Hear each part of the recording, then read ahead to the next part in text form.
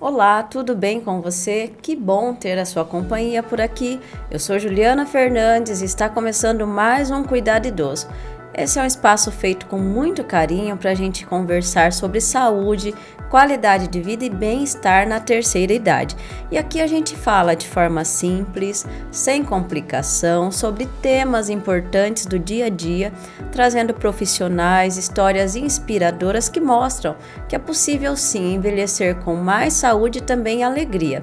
E hoje o nosso assunto é um tema muito importante para quem quer cuidar bem da visão. Catarata, glaucoma e blefarite. Mas o que são isso, né? Então vamos entender melhor o que são essas condições, quais os sintomas e principalmente como prevenir e tratar cada uma delas. Para isso eu estou recebendo aqui a doutora Jaqueline Scanavaca Maia. Ela é especialista em catarata, glaucoma clínico e cirúrgico e também em MIGS, que é a cirurgia minimamente invasiva para glaucoma. Doutora Jaqueline, que alegria receber você aqui no nosso Cuidado Idoso. Seja muito bem-vinda ao nosso programa. Eu que agradeço, Juliana. Boa tarde, ouvintes. Muito obrigada pelo convite. Espero poder colaborar com todos vocês. E para a gente começar, doutora, conta um pouquinho para a gente quem é a doutora Jaqueline.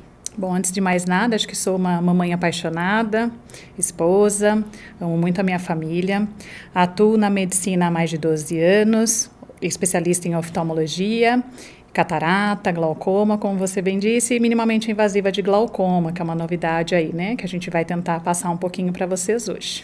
E dentro da oftalmologia, a senhora se dedica a essas áreas bem específicas, como a catarata, o glaucoma.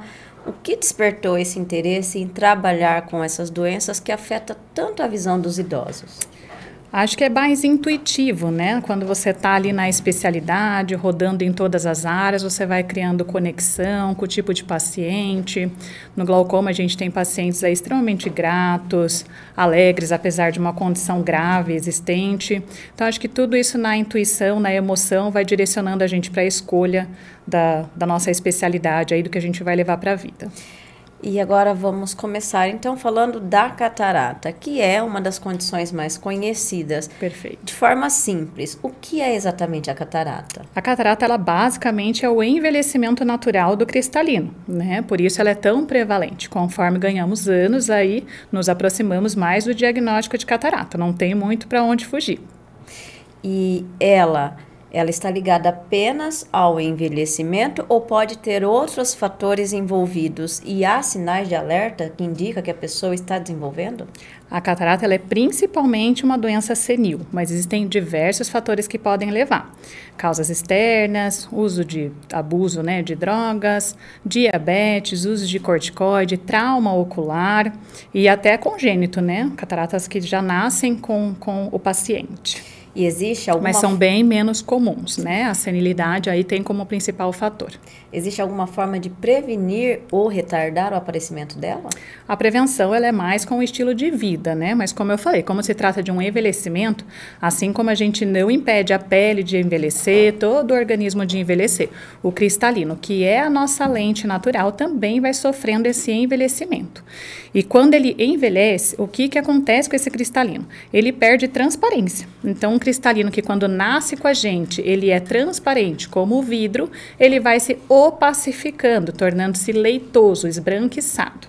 Aí vem a tua segunda pergunta. Tem como perceber que está acontecendo isso? Sim, porque a gente começa a enxergar um pouco embaçado, um pouco borrado, e os óculos já não têm mais a função de limpar a visão como esperado. Então, doutora, fiz um óculos, estou usando, mas não está melhorando a minha visão. Aí o exame oftalmológico entra e vai verificar que existe já níveis de opacificação desse cristalino.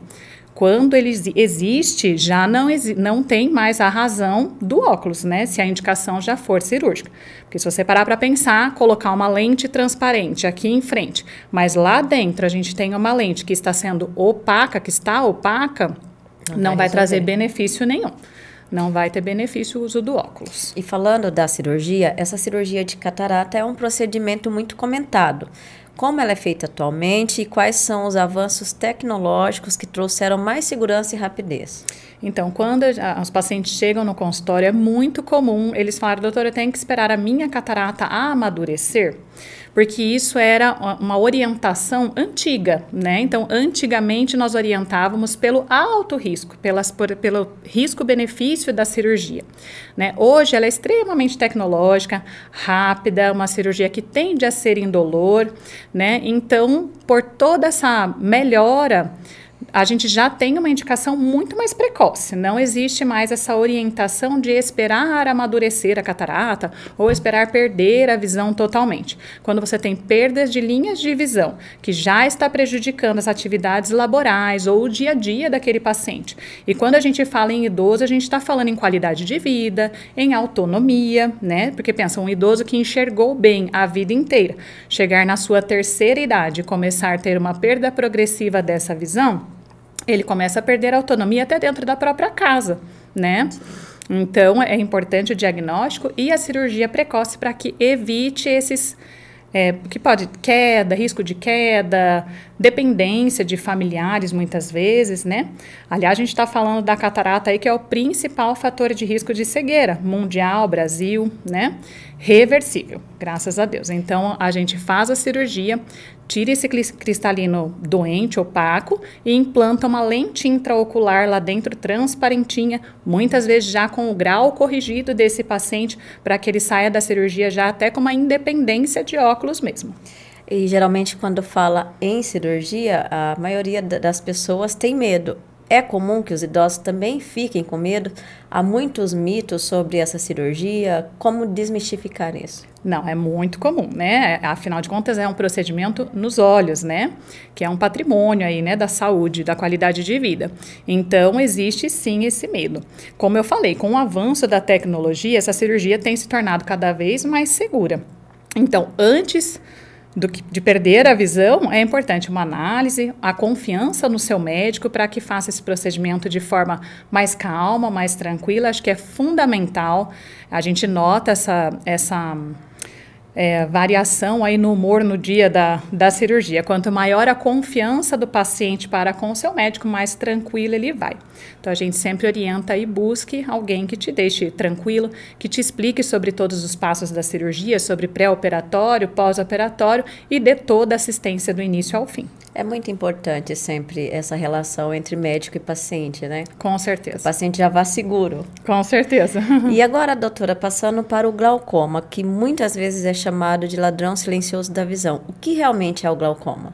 Então, vamos lá. Primeiro, a gente está falando aí da primeira causa de cegueira também, mundo e Brasil. Mas qual que é a diferença básica dela e da catarata? É que a catarata a gente reverte, é uma cegueira reversível. Opacificou tanto essa lente que o paciente já não tem nenhuma entrada de luz nos olhos e não enxerga mais. Quando a gente retira essa lente opaca e implanta uma lente transparente no lugar, se não tem nenhuma outra patologia que baixe essa visão, a tendência é o retorno da visão por completo. Quando a gente fala do glaucoma, uma vez com a perda de visão, cego por glaucoma, ainda não existe nenhuma maneira de recuperar essa visão, tá? Por isso, muito importante a visita ao oftalmologista. Acho que E o glaucoma, ele também é por conta da idade? É um dos fatores de risco, a partir dos 40 anos. Histórico familiar é um fator de risco bem importante. Etnia, raça preta, negra, tem fator de risco aumentada para glaucoma. Então, quando você tem esse aspecto hereditário, pais, avós, que tem esse no histórico aí, é mais importante ainda que faça esse segmento. Mas não é exclusivo e não é sentença.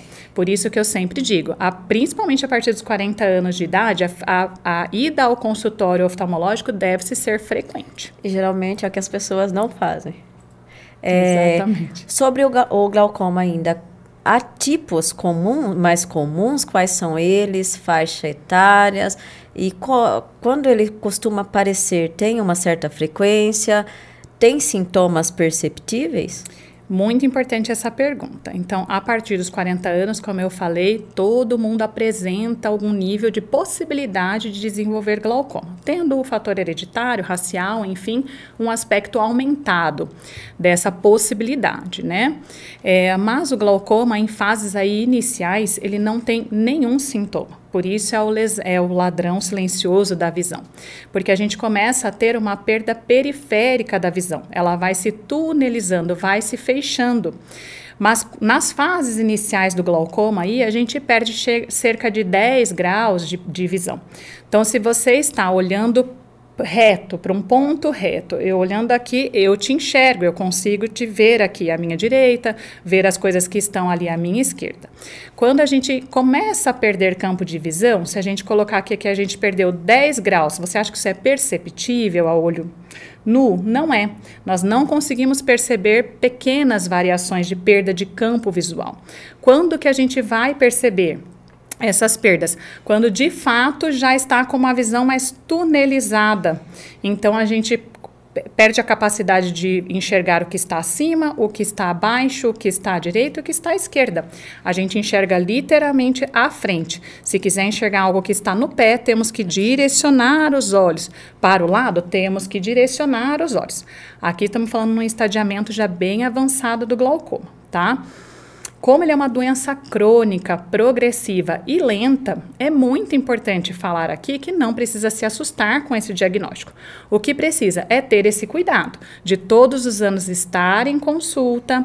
Lá vai ser feito todos os exames, direcionamentos para caso haja suspeita desse glaucoma, exames específicos complementares que a gente precisa para fazer um bom diagnóstico. E quanto mais cedo a gente descobre esse glaucoma, maior a chance da gente ter uma qualidade e um prolongamento dessa vida visual desse paciente. Por isso que é extremamente importante a rotina oftalmológica. Nenhum outro médico é apto a fazer esse diagnóstico de forma precoce. E se o paciente procurar o médico apenas quando ele já estiver com a visão tunelizada, muito provavelmente ele já está em estadiamento final da doença, o que traz grandes prejuízos, porque tudo que a gente tem aí, que o avanço trouxe para a gente de bônus aí no tratamento do glaucoma, já não vai ter nenhuma significância. Doutora, você é especialista em MIGS, que é a cirurgia minimamente invasiva para o glaucoma. Explica pra gente como que é esse procedimento, como ele funciona e quais as vantagens para o paciente. Então, é um procedimento ótimo, porque ele não adiciona muito mais tempo à cirurgia de catarata e o pós-operatório basicamente é o mesmo, tá? Então, é uma cirurgia muito diferente de antigamente, que nós tínhamos um pensamento de tratamento de glaucoma, de colírio, até as progressões posteriores. E quando chegasse no estadiamento mais grave ou avançado da doença, a gente fazia uma cirurgia filtrante, que é uma cirurgia considerada grande dentro da oftalmologia, com manejo mais complicado de pós-operatório. Hoje houve essa mudança do mindset mesmo, da mentalidade aí no tratamento do glaucoma, porque introduziu-se essas novas tecnologias, né? Que são laser, como a trabeculoplastia laser seletiva, até fiz um post sobre isso ontem. Esse laser que a gente já usa, inclusive, em países de primeiro mundo, como primeira opção de escolha, antes mesmo do colírio. Porque quando a gente faz esse laser na malha trabecular, aumenta a filtração desse humor aquoso e baixa a pressão intraocular, lembrando que a pressão intraocular alta é o principal fator de risco para avanço dessa doença, tá? Então, quando a gente baixa a pressão sem precisar de um uso de um colírio, porque quando a gente está pensando em saúde do idoso, normalmente eles já tomam remédios para diabetes, para pressão, para condições reumatológicas, neurológicas, e muitas vezes até depende de outra pessoa, né, para aplicar né, administrar aí essas medicações. Então, pense você adicionar ainda um colírio na rotina desse paciente. Então, quando a gente faz o laser e ele tem uma função aí de 2 a 5 anos podendo ser reaplicado, a gente elimina ou diminui esse uso de colírio. Então, é muito importante porque não tem a dependência da adesão do paciente, né? E a cirurgia, como você me perguntou, então são dispositivos que a gente usa aí para abrir, né, fazer uma goniotomia, abrir a malha trabecular ali para aumentar esse fluxo de drenagem. São minimamente invasivas porque elas não é como a filtrante, que a gente mexe muito na estrutura ocular, e tem um pós-operatório extremamente tranquilo. Elas vieram aí para ficar mesmo e para a gente adicionar aí como um bônus na cirurgia de catarata. O médico diagnosticou catarata e esse paciente já apresenta um grau de glaucoma aí de leve a moderado, é o melhor paciente aí para a indicação de mix. Ele também vai ter um melhor controle da pressão intraocular no pós-operatório, muitas vezes tornando-se independente de colírio, também prolongando aí a meia-vida, né? A gente não precisa operar só num estadiamento final, como era o pensamento antigamente do tratamento do glaucoma. E, doutora, em relação aos cuidados pós-operatório, tanto da catarata quanto o glaucoma, quando a gente fala de cirurgia, o pós-cirúrgico, não pode pegar peso, não pode isso, não pode aquilo. O que realmente o paciente precisa fazer para ter uma boa recuperação? Esse repousinho tem que acontecer, não tem como falar que não tem. Já aconteceu em consultório, várias vezes de acontecer o paciente falar, eu não tenho como operar porque eu não tenho quem cuide de mim, né? Quem faça as minhas coisas. Então, é muito importante que seja conversado com o paciente, com o familiar do paciente, com essas possibilidades. Porque nos primeiros 15 dias ali é imprescindível que ele faça realmente um bom repouso, sem agachar, Porque vamos pensar que o cristalino que a gente remove de dentro do olho, ele é gordinho, como uma bala Mentos, tá?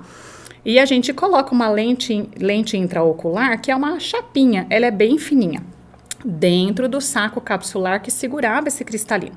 Então, vai precisar que essa cápsula faça uma aderência nessa lente para que ela fique fixa.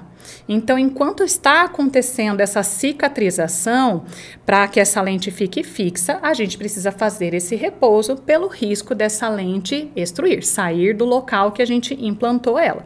Então, é muito importante esse repouso. 15 dias absoluto praticamente. De 15 dias para frente a gente libera aí caminhadas leves, sem riscos, se não houver riscos de queda, nenhuma atividade com trauma em face, atividade física, né?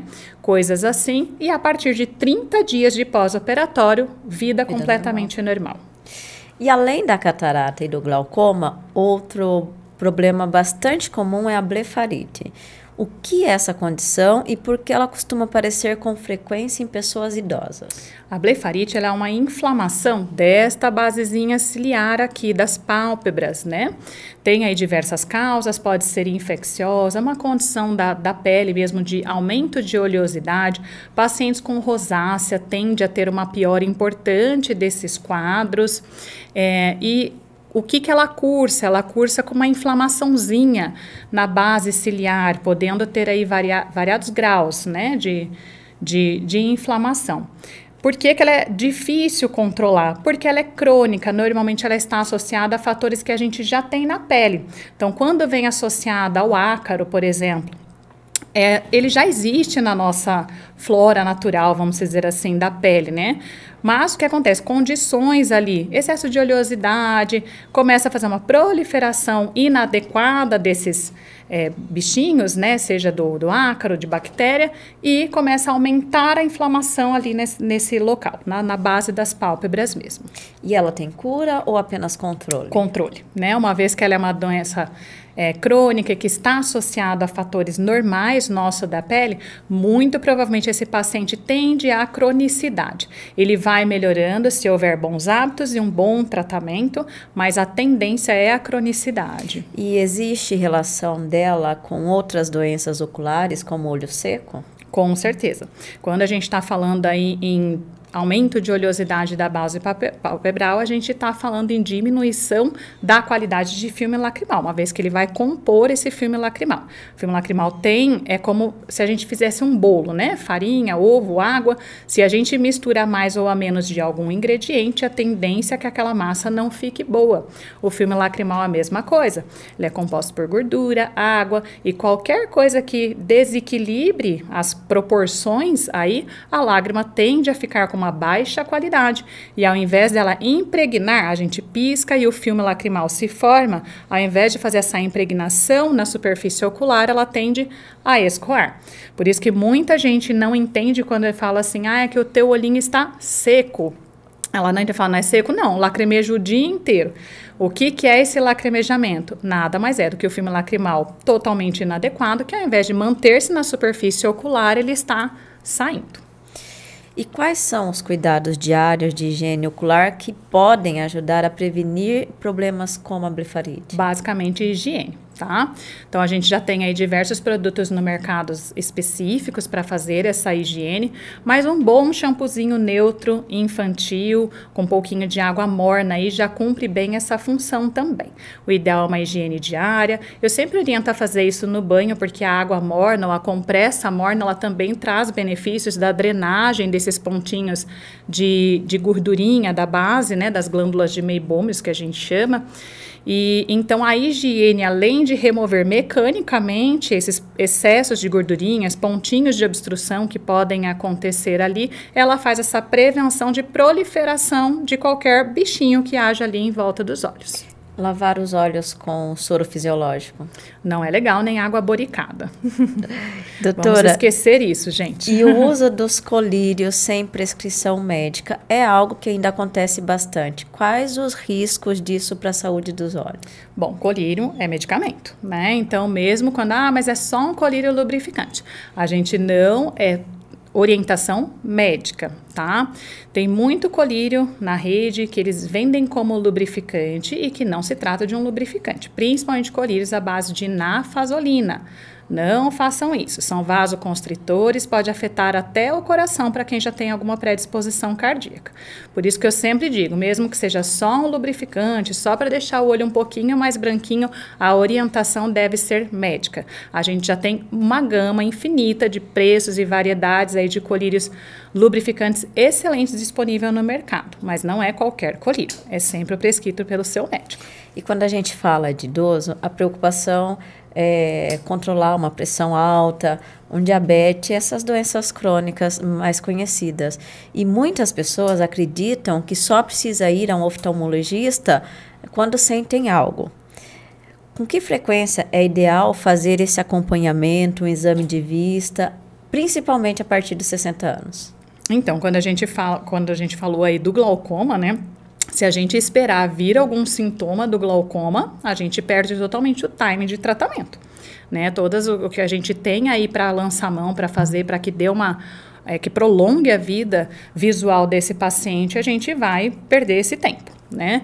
Então, a gente sempre orienta que, assim como um check-up cardiológico deve ser feito uma vez ao ano, o check-up oftalmológico igualmente deve ser feito uma vez ao ano. Documentado, bem escritinho, tudo que foi visto, de um ano para o outro. Se puder manter o seu médico, é importante, porque ele ter esse histórico. Se a gente vê ali como o glaucoma, por exemplo, ele é uma doença que afeta o nervo óptico, ele vai aumentando a escavação do nervo óptico.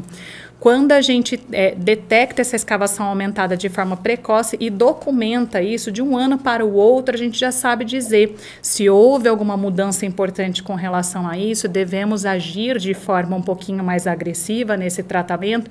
Então, você ter um médico para chamar de seu é muito importante. E há hábitos saudáveis que ajudam a preservar a saúde da visão, principalmente na terceira idade? Quais são eles? Com certeza. Como tudo na vida, eu diria, né, que bons hábitos alimentares, rico em vitaminas, em ômega 3, são hábitos que envolvem aí uma boa qualidade de vida visual, embora não seja o único fator, né? Como a gente falou aí de várias doenças, tem características hereditárias, outros fatores externos, mas quando a gente fala em qualidade visual, a gente fala em qualidade de vida. Exercícios físicos, boa alimentação, boa hidratação, são práticas que vão trazer benefício e qualidade visual. E doutora, para a gente encerrar, que mensagem que a senhora deixaria para quem nos acompanha sobre a importância de manter esse acompanhamento oftalmológico em dia? E se alguém quiser entrar em contato ou com você, conhecer mais sobre o seu trabalho, como pode estar fazendo? Então vamos lá, acho que a mensagem que fica é que Informação salva a visão, né? Eu tenho colocado bastante isso até nas minhas redes sociais, porque pela importância mesmo que é de você multiplicar o conhecimento, espalhar a informação, porque muitas vezes a falta de informação é que faz a gente não procurar, né? Não é nem uma resistência ou não querer, é porque não sabe que existem essas doenças que são graves, que podem levar à cegueira caso não haja esse acompanhamento regular. Então é muito importante realmente que haja, que se espalhe a informação. Né? Então, acho que a minha mensagem é isso. Visão é um patrimônio, né, da nossa qualidade de vida, é independência, é autonomia, então a gente não pode tratar ela como secundária, precisa cuidar dela de forma primorosa. Doutora Jaqueline, gostaria de te agradecer por aceitar nosso convite e participar do nosso Cuidado Idoso. Eu que agradeço demais poder esclarecer aí um pouquinho, tem bastante coisa para ser falado, a gente se perde até, vai um pouquinho e volta, mas eu espero ter colaborado um pouquinho e que fique realmente a mensagem de procure seu oftalmologista, se cuide, porque nós estamos aqui para ajudar e ter uma boa qualidade de vida e visão. Deixa suas redes sociais para os nossos ouvintes. @doutora Jaqueline Glaucoma, a partir de lá tem um link que direciona ao WhatsApp, então qualquer dúvida eu fico lá à disposição para orientá-los. Doutora, mais uma vez, muito obrigada. E para você que está com a gente, continue acompanhando o nosso programa, se inscreva no canal da Rádio Super Difusora no YouTube, curta o vídeo, ativa o sininho das notificações para saber quando tem conteúdo novo, compartilhe com seus amigos, familiares, cuidadores, porque o cuidar idoso é feito para você, com informação, carinho e respeito. Até o próximo programa, a gente se encontra lá.